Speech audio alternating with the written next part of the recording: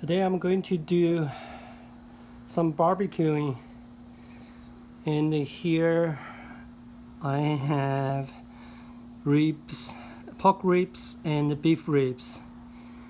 I'm using this special seasoning from friends in Austin. This is a gift.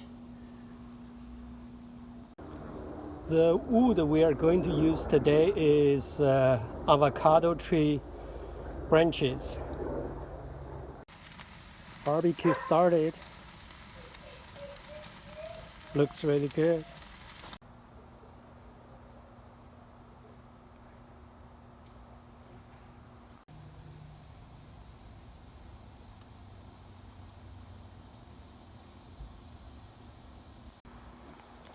Going to barbecue another probably 15 more minutes.